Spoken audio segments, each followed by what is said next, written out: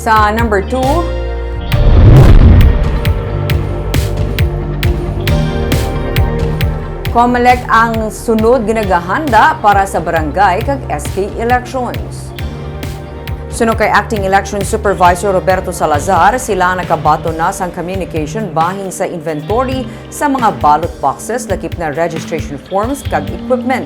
Suno kay Salazar, iniyang kabahin sang readiness test para sa registration of voters bilang pagpanghanda naman para sa barangay kag SK Elections.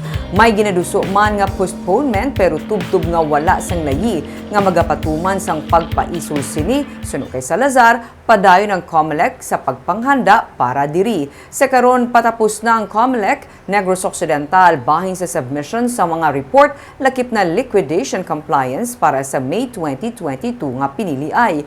Igapadala na lamang ang mga dokumento suno sa iya. Sa 12 lamang ka mga banwa kag syudad kung sa diin ginpaagi sa iya nga talatapan ang pondo para sa eleksyon, 60 million pesos nga pondo ang iya nga gin-liquidate. Tanan nga mga nagserbe sa eleksyon ang nabayaran na. Ginapabot ang pagbalik sa original nga mga assignment sa mga election supervisor kasubog man election officers kasunod sang reshuffling nga ginpatuman bangod sang piniliay.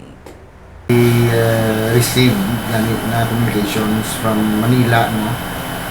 Inventaryo sa mga yellow metal ballot boxes, inventaryo sa mga registration forms, no?